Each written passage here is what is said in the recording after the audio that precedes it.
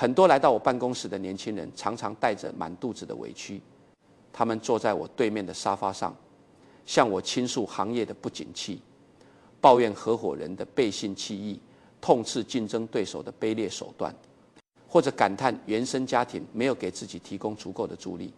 我总是静静地听着，看着他们激动的神情，然后起身给他们倒上一杯温茶。这杯茶我倒了70多年，看着茶水在杯子里打转，听着那些充满无力感的抱怨，我总会不可避免地想起1943年的冬天。那一年我15岁，我的父亲刚刚因为肺病在香港去世。为了安葬父亲，也为了让母亲和弟妹能吃上一口饭，我被迫辍学，去了一家茶楼做跑堂。冬天的香港湿冷刺骨，我每天天不亮就要起床，端着滚烫的茶壶在拥挤的圆桌间穿梭。只要脚步稍微慢一点，或者茶水不小心溅到了客人的衣角，迎来的就是劈头盖脸的责骂。那时候的香港街头满是流离失所的人，苦难就像空气一样，你每天都必须大口大口地呼吸它。如果按照现在年轻人的逻辑，我当时有着全世界最充足的理由去抱怨命运。我可以抱怨战争毁了我的学业，抱怨老天爷瞎了眼带走我的父亲，抱怨那些冷漠的茶客和苛刻的老板。我大可以坐在茶楼阴暗的后巷里，一边啃着冷馒头，一边痛哭流涕，把自己塑造成一个完美的悲剧主角。但我没有那么做，因为在无数个深夜里，我看着挤在狭小木板床上的弟妹，明白了一个极其冷酷但也极其真实的道理：在这个世界上，没有人在乎你的眼泪。无论何时，如果你觉得有东西在摧毁你的生活，那个东西就是你自己。人在遭受打击的时候，最容易产生的一种本能，就是把自己当成一个受害者。这是一种非常舒服的心理姿态，因为一旦你认定自己是受害者，你就不需要为眼前的困境承担任何责任了。错的都是环境，错的都是别人，你只需要负责愤怒和委屈就可以了。但我要告诉你一句重话：老觉得自己是受害者的想法，是最削弱自己的利器。当你把所有的不幸都归咎于外界，把所有的希望都寄托于别人的改变时，你就亲手交出了自己命运的方向盘。你变成了一片顺水推舟的叶子，只能被时代的洪流裹挟着走。一个习惯了扮演受害者的人，是永远无法在商业世界里建立起自己帝国的，因为商业的本质就是解决问题，而受害者只会制造情绪。做生意，或者说做人，其实就是在无数个混乱和危机的节点上做出你的选择。1967年，香港爆发了严重的社会风波，那是香港历史上最动荡的时期之一。街头上每天都有冲突，人心惶惶。富豪们和稍微有点积蓄的中产阶级都在疯狂地抛售房产和地皮，急着移民海外。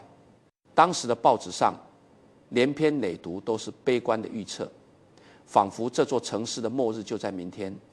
我的很多生意伙伴也跑来找我，劝我赶紧把手头的物业低价处理掉，拿着现金去英国或者加拿大避避风头。他们看着我不为所动，觉得我是疯了，是在拿身家性命做赌注。我坐在办公室里，看着窗外混乱的街道，我并不是不怕，我也只是一个血肉之躯。但我知道恐慌是会传染的，而群体性的恐慌往往意味着巨大的误判。我不仅没有抛售，反而拿出了公司所有的现金流，甚至变卖了一些其他的资产，开始在市场上默默的大量的吸纳那些被别人弃如敝履的土地和物业。那时候支撑我的只有一种极其朴素的信念：我知道风暴总会过去，只要这片土地还在，只要人们还要生活，砖头和水泥的价值就永远存在。如果你能保持冷静，当你身边的人们都变得疯狂时，你会发现时间才是你的朋友。别人看到的是末日，我看到的是洗牌。别人在感受恐惧，而我在计算周期。这并不是因为我有多么高深的经济学理论支撑，而是因为我早就戒掉了那种情绪化的应激反应。在商场里摸爬滚打，被人欺骗，被合伙人背刺，被供应商卡脖子。这简直是家常便饭。我年轻时做塑料花厂，也曾遇到过被海外大客户临时取消订单，导致仓库爆满，资金链差点断裂的绝境。我也曾被最信任的下属偷走过客户名单，另起炉灶成了我的竞争对手。遇到这种事，人的第一反应肯定是愤怒，想要报复，想要把对方告上法庭，让他倾家荡产。但这种愤怒除了燃烧你自己的精力，没有任何实际的意义。不要花时间去感受人性的背叛，而是花时间去调整和适应，从受害者变成幸存者。商场不是法庭，没有绝对的公平。别人背叛了你，那是他的人格破产。但如果你因为别人的背叛而一蹶不振，那就是你自己的商业生命破产。你要做的是迅速止损，盘点手里还剩什么牌，然后寻找下一个出口，把注意力从他为什么这么对我转移到我现在该怎么办上。人一旦陷入对自己不幸的迷恋中，就很难再拔出来了。嫉妒、愤恨、自怜是思想的坟墓，自怜很容易演变为妄想，而妄想是精神的黑洞。我见过太多曾经才华横溢的年轻人，因为一次创业失败或者一次人事斗争的失利，就开始愤世嫉俗。他们看谁都不顺眼，觉得成功的人都是靠阴谋诡计，觉得社会对自己充满了恶意。最终他们被自己的怨气彻底吞噬，成了一个一事无成的边缘人。所以做人做事最要紧的是看清桌子底下的真牌。很多时候现实是非常难看、非常刺骨的，它可能意味着你要承认自己的能力不足，可能意味着你要接受一笔巨大的财务损失，甚至意味着你要向你最讨厌的人低头。但即使你不喜欢现实，也要承认现实。其实越是你不喜欢，你越应该承认现实，因为只有站在坚硬的现实土壤上，你踩下去的每一步才是踏实的。建立在幻想上的沙滩城堡，哪怕再美丽，一个海浪过来也就灰飞烟灭了。有人问我，李先生，你经历了这么多大风大浪，到底是怎么保持内心的平衡的？我的答案可能会让很多人失望。它不是什么高深的禅修，也不是什么复杂的心理学技巧。生活很简单，首要原则是低期望值，这是你可以轻松做到的。我从不认为这个世界欠我一个顺风顺水的人生。我做每一笔生意，见每一个合伙人，心里都做好了最坏的打算。如果生意成了，那是运气和努力的结合，我心怀感激；如果生意赔了，那也是情理之中的风险，我坦然接受。不要给自己设定那种我今年必须赚到1000万，我30岁必须财务自由的死目标。不要有不切实际的幻想，过得好的人都懂得降低自己的预期。当你把预期降到最低，你会发现生活里处处都是惊喜。而如果你有不切实际的期望，那么你一生都会很痛苦，因为现实永远无法完美的契合你大脑里编织的那个剧本。这世界不会事事如你所愿，太阳不会因为你心情不好就不升起。我始终认为改变不了的事就不要太纠结了，把那些无用的情绪打包扔进垃圾桶，把所有的力气都用在你能改变的那一小部分事情上。记住，牢骚满腹，怨天怨地是人生大忌。如果你想跨越阶层，想在这残酷的商业世界里分一杯羹，你的第一步就是站起来，拍拍身上的土，咽下你的委屈，然后平静地对自己说，这一切我都认了，接下来该我出牌了。我们这个时代每天都在制造关于跨越的神话。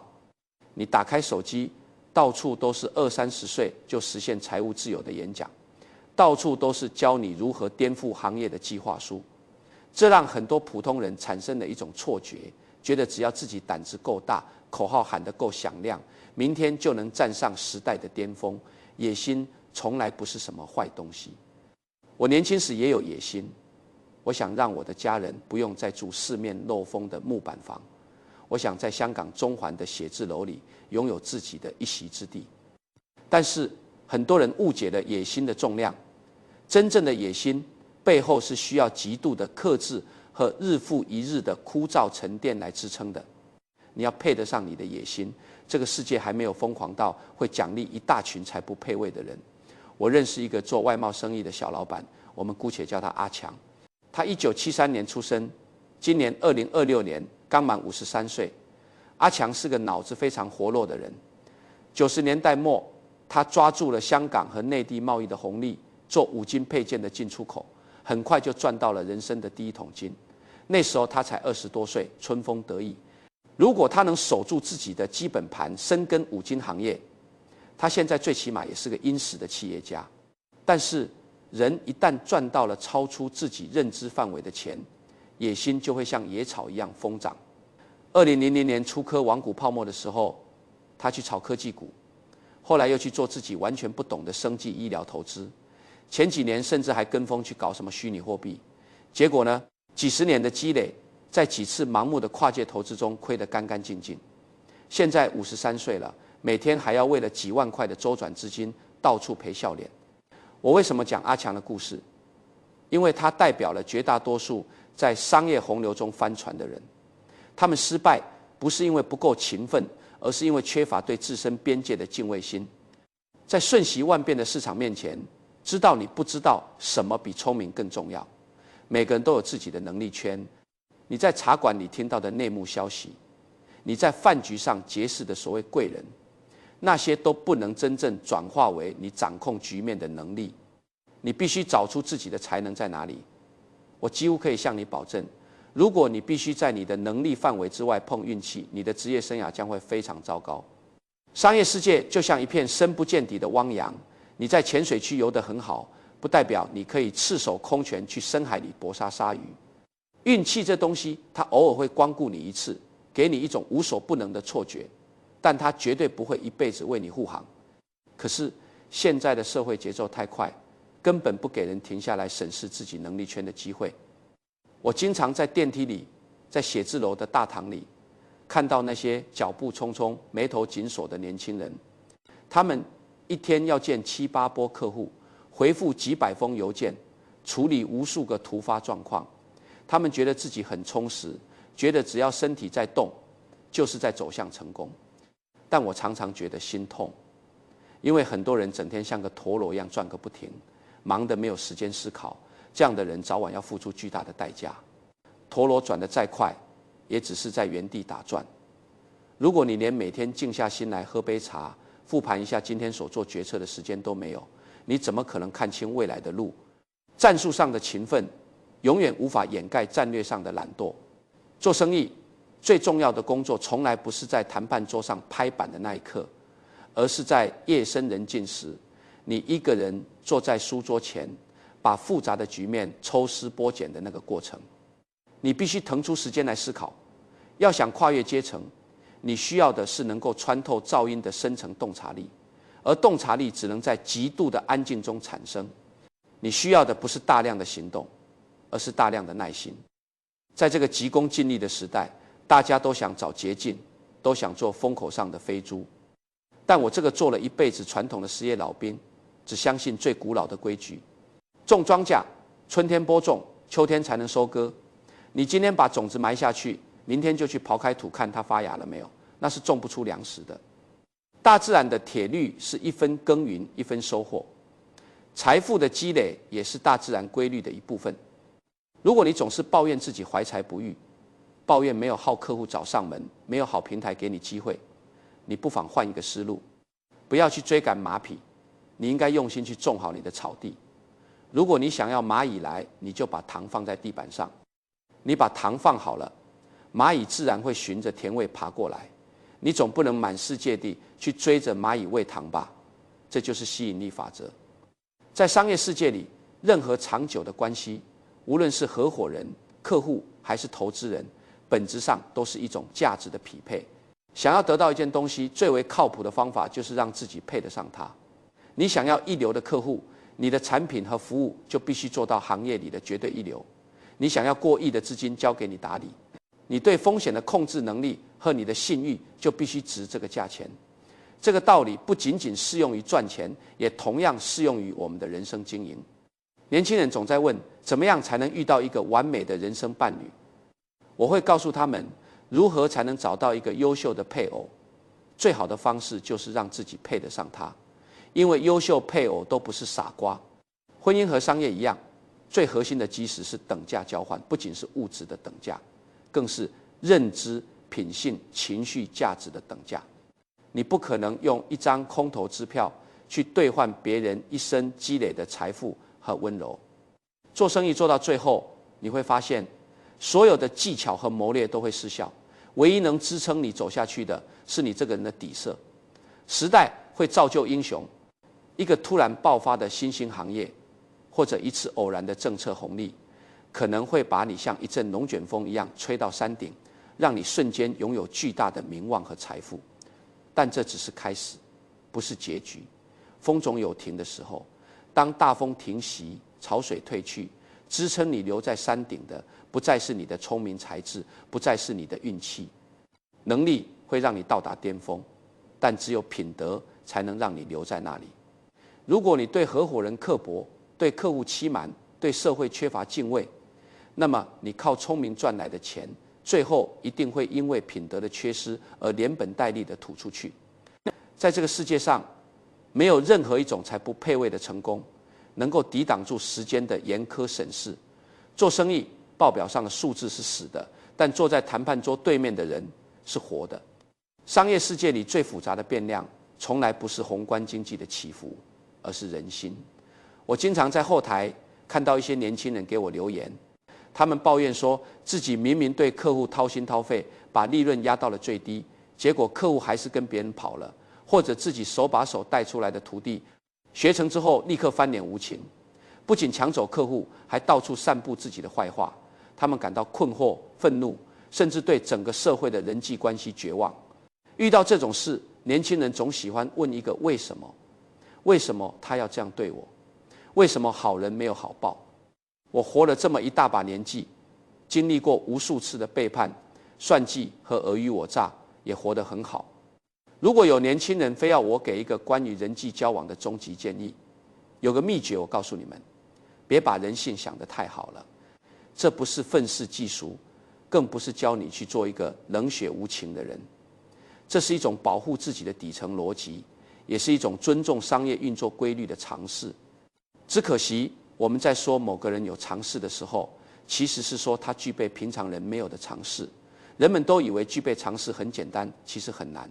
在人性的丛林里，所谓尝试，是平常人没有的尝试。普通人总是习惯用道德标准去衡量商业行为，以为只要自己做个好人，就能换来别人的善意。但在利益面前，人性的阴暗面往往会盖过道德的光辉。当你明白人性首先是逐利的，你就会省去很多不必要的烦恼。当你试图去推动一个项目，或者达成一项艰难的合作时，千万不要企图用眼泪、用情怀、用所谓的大局观去打动对方。如果你想要说服别人，要诉诸利益，而非诉诸理性，你要清楚地让对方看到，跟你合作，他的口袋里能多出几块钱，他的处境能得到什么改善。如果你告诉人们事情的时候，总是告诉他们原因，他们就能更深刻地理解你说的话，就会更加重视你说的话，也会更倾向于听从你说的话。就算他们不理解你的理由，他们也会更倾向于听你的话。把利益的账本翻开，算得清清楚楚，比请客吃100顿饭、喝100瓶酒都管用。同样，当别人热情洋溢地给你出谋划策时，你也要懂得听弦外之音。所有人的潜意识里都有这样的偏见，给别人提建议时，以为是在为别人考虑，其实是从自己的利益出发。那些拍着胸脯保证这绝对是个稳赚不赔的好项目，我是为了你好才带你入局的人，往往就是那个急于把烫手山芋扔给你的人。看透了这一点，你听别人说话时，就会自动过滤掉那些漂亮的情绪包装，直奔底层的利益诉求。在名利场里，烂人烂事是常态。生意做得越大，你遇到流氓和无赖的概率就越高。有时候你会遇到一些毫无底线的人来挑衅你、抹黑你，甚至用一些下作的手段试图激怒你。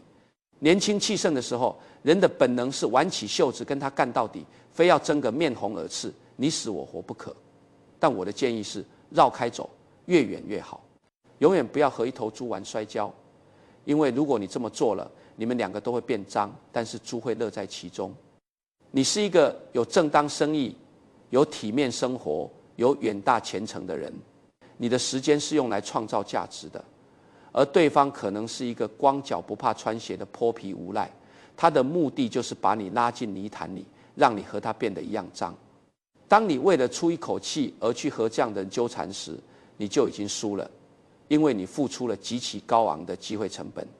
真正的强者不需要在烂泥坑里证明自己的勇敢，当然绕开走不代表你可以放弃原则。很多人觉得做生意就是要圆滑，要懂得变通，遇到什么样的人就说什么样的话，这是一种非常危险的错觉。底线这个东西就像是大坝，一旦你在某一件小事上开了口子，哪怕只是微不足道的一道裂缝，最后整座大坝也会在洪水的冲击下轰然倒塌。如果你在小事上无原则，那么在大事上也不可能坚持原则。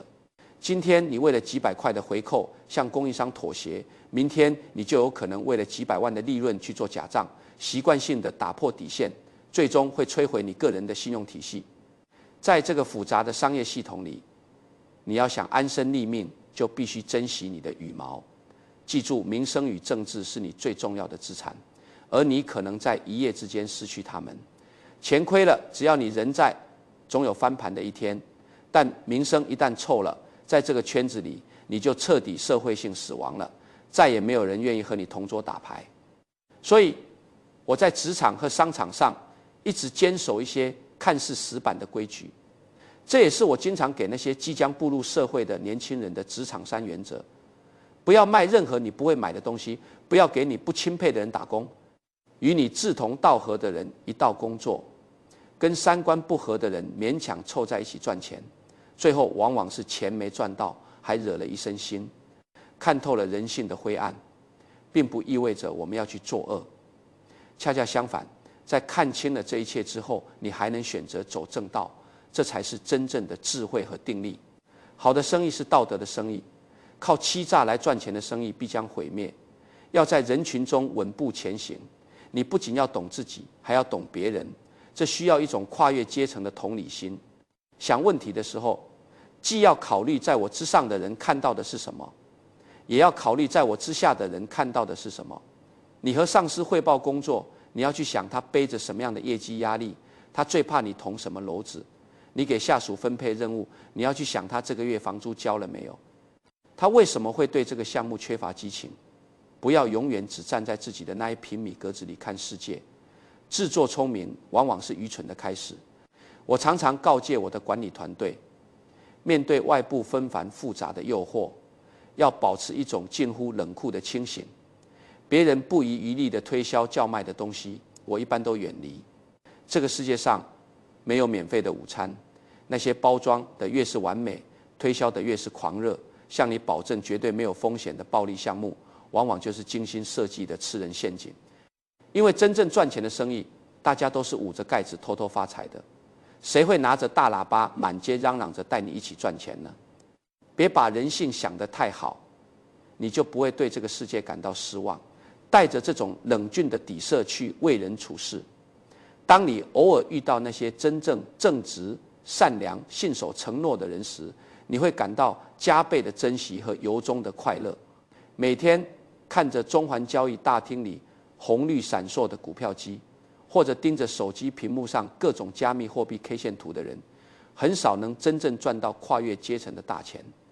人们总有一种错觉，觉得做生意或者搞投资就是一个动词，必须每天杀进杀出，低买高卖，每天都有大量的现金流水从账面上划过，才叫在干大事业。但我在商场里摸爬滚打了一辈子，如果非要我把几10年的经验熬成一锅汤，其实里面只有2味药。人生想要成功，只要做到2件事：一是不做愚蠢的事，2是活得久。听起来是不是平淡无奇，甚至有些让人失望？但往往是这种最老土的道理最能保命。在商业世界里，活得久不是指你的生理寿命有多长，而是指你的现金流寿命有多长，你的抗风险能力有多强。只要你不下牌桌，你就永远有机会翻盘。而要保证自己不下牌桌，你首先就要避开那些能让你瞬间毙命的毒药。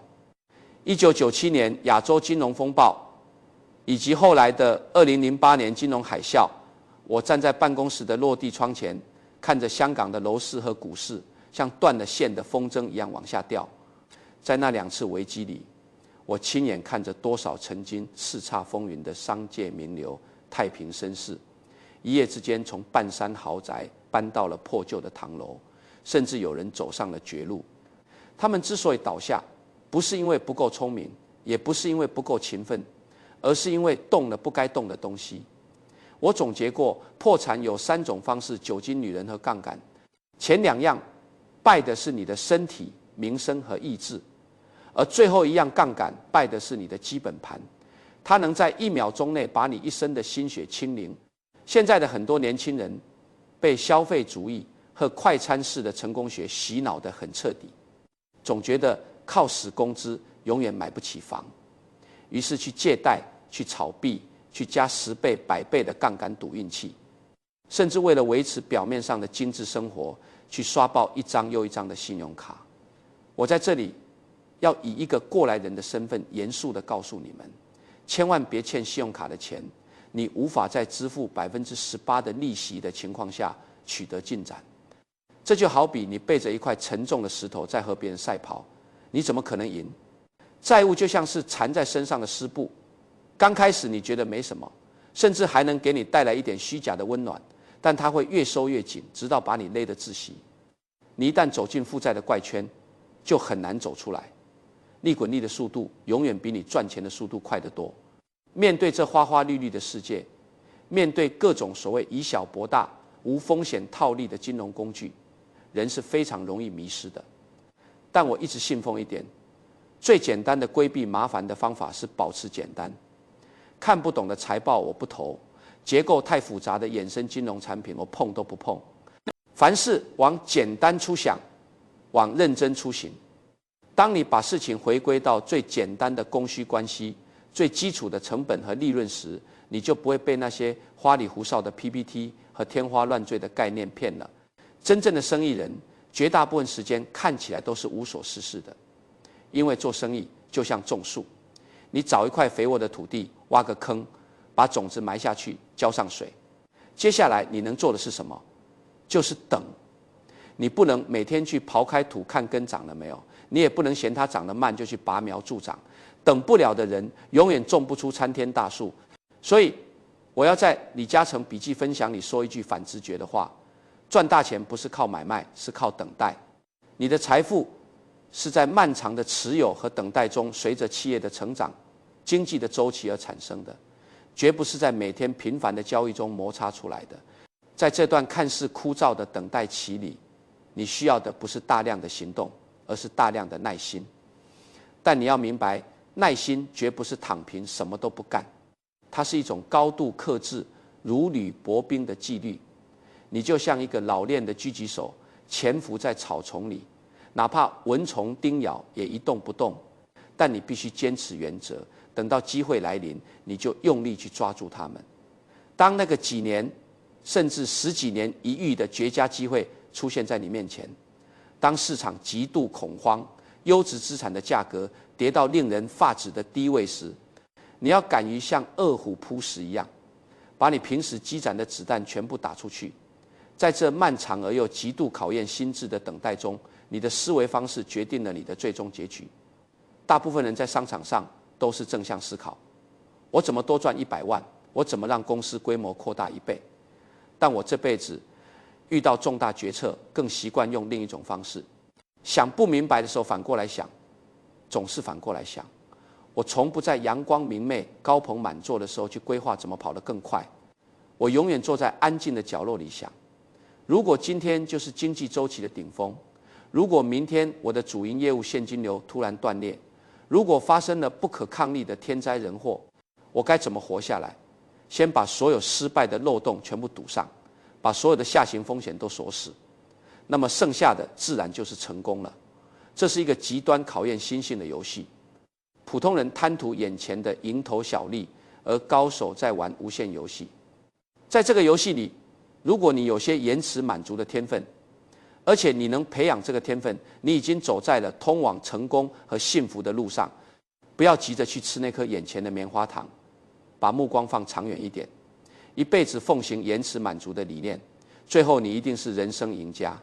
回头看看你周围的人，你会发现，大部分人都太浮躁，担心的太多。成功需要非常平静耐心，但是机会来临的时候也要足够进取。静若处子，动若脱兔，这就是商业的节奏。最后，你的等待也是有讲究的，你不能跑到沙漠里去等天下雨。当你拥有了耐心和尝试，你就会明白商业最质朴的法则。我经常跟后辈们说，钓鱼的第一条规则是在有鱼的地方钓鱼，钓鱼的第二条规则是记住第一条规则，不要去干那些逆水行舟、吃力不讨好的事情，去寻找那些水草丰美、鱼群聚集，而且你又非常熟悉的领域。不要看别人在别的池塘里钓到了大鱼，就眼红跟风跳进去。如果你们要玩那些别人玩得很好，而你们一窍不通的游戏，那么你们注定会一败涂地。找到你最擅长的那片水域，下好你的钩，然后安静地坐下，别怕别人笑你慢，因为时间最终只会奖励那些耐得住寂寞的人。我常常在家里和家人们开玩笑，到了我这个年纪，很多同龄人都喜欢打牌、养鸟或者游山玩水，但我大部分的闲暇时间依然是坐在书房的台灯下。我的孩子取笑我说，我就是一本伸出两条腿的书。别人总觉得你李嘉诚已经赚了这么多钱，生意遍布全球，还有什么必要每天像个备考的学生一样苦读呢？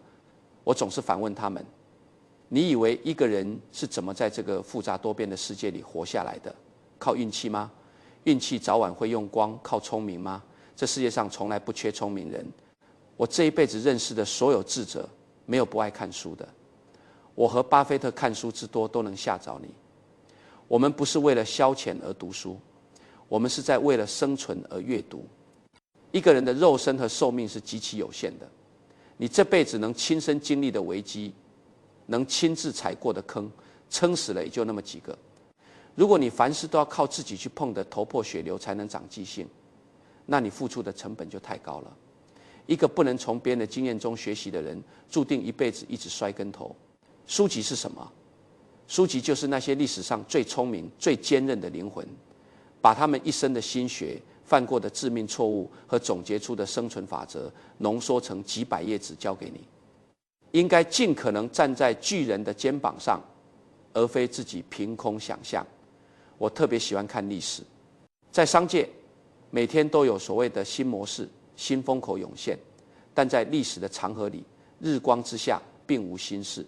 所有的贪婪、恐惧、繁荣与崩溃，早就在过去的岁月里上演了无数遍。历史是对于未来最好的老师，历史书中的答案价值万金，但是光是热爱读书还远远不够。现在的年轻人手机里存了几百个电子书，各种知识付费的音频听了个遍，看起来非常努力，但你仔细观察，大部分人看书都没有抓到正确的重点，看完了又不会学以致用。他们把读书当成了一种缓解焦虑的安慰剂，读完之后，生活该怎么一团糟还是怎么一团糟。这是为什么？因为他们缺乏一套消化知识的系统。聪明人都爱大量阅读，但这还不够，你还应该有一种批判、接受、合理应用的态度。读书不是让你变成一个只懂得背诵教条的书呆子，你要像建立自己的商业帝国一样，去构建你的底层知识架构。你必须领悟所有比你自己的学科更加基础的学科的所有重要的思想。只有掌握了那些最基础的知识和原理，你们才能够清清楚楚地解释问题。而且你们要永远承认自己所用的基础知识来自哪个学科。数学的概率论、物理学的临界点、心理学的偏见模型，这些才是支撑你在这个世界做出正确决策的地基。这就好比人类文明的演进。人类社会只有发明的方法之后才能发展，同样道理，你们只有学习的方法之后才能进步。只有当你掌握了底层规律，你才算真正学会了学习。当你有了这样的知识储备，你就要警惕一种更加隐蔽的危险——傲慢。人一旦在一个领域取得了成功，或者掌握了一套理论，就很容易被自己的经验绑架。他会拿着这套理论去套用世间万物，你要当心过于强烈的意识形态观念。如果你脑子里只有一个念头的话，那是非常危险的，因为商业世界是多维的、流动的，而僵化的思维是致命的。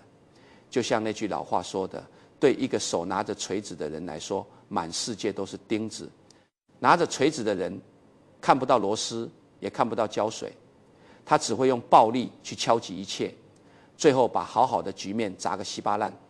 要破除这种傲慢，唯一的方法就是不断的自我革命。我在做重大决策时，有一个硬性规定：我有一个观点，别人持有相反的观点，除非我能比别人更有力地反驳自己的观点，否则我对这个问题没有发言权。如果你连反对者的逻辑都无法吃透，甚至无法站在他们的角度把你自己驳倒，那你凭什么认为自己就是对的？所以，如果要变得聪明，就要不停地问为什么，为什么，为什么？把事物的外壳一层层剥开，直到看见最核心的本质。这其实是一个非常痛苦的过程，因为否定自己过去深信不疑的观念，就像是从自己身上割肉，但这恰恰是成长的必经之路。如果1年之内，你没有在某些对你举足轻重的重大想法上改变过主意，这1年就算白过了。反思过去是为了在未来不再重蹈覆辙。如果想提高你的认知能力，忘记过去犯过的错误是坚决不行的。不断练习这种思维方式，你总是在证伪，总是在拷问自己，可以减少自己的无知。说了这么多，其实我想传递给你的只是一种对待世界和生命的态度。我经常给在这份李嘉诚笔记分享后台留言的年轻人写下这16个字：贪婪读书，终生学习，保持好奇，日日增慧。不用去追求什么立竿见影的奇迹，每过完一天，要努力比早上醒来时更聪明一点点，这就足够了。而且，当你有了能力，不要藏私。一个人所能做的最好的事情，就是帮助另一个人知道更多。回首我这一生，从潮州的战乱走到香港的茶楼，再从塑料花厂走到长江实业，几十年如白驹过隙，时代每天都在变。昨日的摩天大楼，明日可能就会变成无人问津的空壳。变化总在发生，你不去迎接进步的变化，就会等到退步的变化。这期间当然会遇到无数难以跨越的鸿沟，生活会遇到各种恐怖的、吓人的、不公平的挫折。没关系，一些人爬起来了，一些人没有。爬起来的人，不是因为他们天生没有痛觉，而是因为他们看透了这个世界的底色，不再做无谓的对抗。如果你看清了这个世界，必定因为它的荒诞而变得幽默。面对那些蝇营狗苟的算计、虚假的繁荣，我们可以一笑置之。我们宁愿显得愚蠢，也不愿像牛群般盲从快乐。很多人请教我怎样去教育下一代，怎样把家族的财富和精神传承下去。其实说教是最苍白无力的，父母给子女带好头，做好榜样，比什么都强。说教没什么用，孩子不可能听。你要让孩子看到你每天都在读书，每天都在克制自己的欲望，每天都在认真对待每一个小小的承诺。而且不要总是居高临下的跟孩子吹嘘你当年有多风光，多谈谈你的失败历程，少吹嘘你的成功经历，这样对你好。让他们知道他们的父亲或母亲也是一个会犯错、会软弱，但最终靠着尝试和韧性挺过来的普通人。讲到最后，无论你在这场名为商业的游戏里积累了多少财富，你终究要面对老去的一天。总有人问我，李先生，你觉得长寿幸福的秘诀是什么？其实没有什么仙丹妙药，无非就是不嫉妒、不抱怨、不过度消费，面对什么困难都保持乐观的心态，在待人接物上不去算计那些不属于你的东西，教靠谱的人做本分的事，都是些简单的道理，也都是些老掉牙的道理，做到了一生受益。人这一辈子，年轻时拼的是体力，中年时拼的是脑力，到了晚年拼的是你内心积累的平静。养老的最佳武器，就是在老去之前过上充实的生活。不要总是觉得大环境不好或者机会太少。在投资里有一句很通透的话：钱多机会少，总比钱少机会多强。手里握着属于你的本金和智慧，耐心的等待属于你的花开，去过好你的每一天吧。做一个诚实正直的人，每天早起，每天坚持学习，一辈子奉行延迟满足的理念，最后你一定是人生赢家。茶杯里的水已经见底，老人的目光依然平静，他微微颔首，这篇跨越阶层与岁月的笔记到此合上。